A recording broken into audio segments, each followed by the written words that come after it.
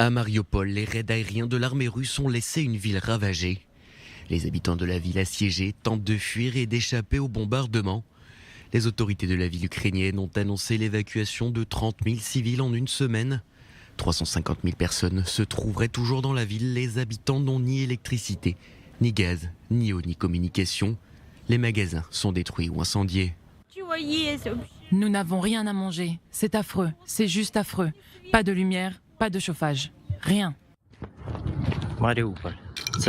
Dans les ruines du théâtre, les sauveteurs sont toujours à la recherche de survivants. Plus d'une centaine de personnes sont sorties des décombres, mais plusieurs centaines d'autres restent toujours bloquées.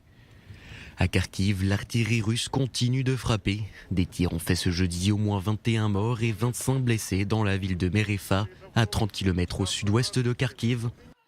Une école et un centre culturel ont été détruits. Aux abords de Kiev, les combats se poursuivent, mais la capitale résiste encore à l'encerclement russe. Vous savez que j'ai été nommé à ce poste il y a 2 jours. Je suis arrivé ici mercredi. J'ai évalué la situation. Je vois clairement que notre armée a pris de fortes positions défensives. Maintenant, avec des efforts conjoints, nous améliorons ce système de lignes défensives. Nous faisons tout ce qui est en notre pouvoir pour que ces lignes soient inaccessibles à l'ennemi. Les unités de la défense territoriale ayant une expérience militaire sont déjà là et ont pris leur position. Une épaisse colonne de fumée s'élevait à proximité de l'aéroport de Lviv ce vendredi matin, mais aucune victime n'était à déplorer. Le plus gros problème est que les hangars de l'usine de réparation d'avions ont été détruits.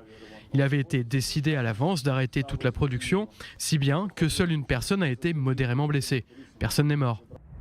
Lviv, cette ville de l'ouest de l'Ukraine, proche des frontières polonaises, avait été relativement épargnée depuis le début de la guerre jusqu'au début de semaine, lorsqu'une base militaire a été frappée par les forces russes.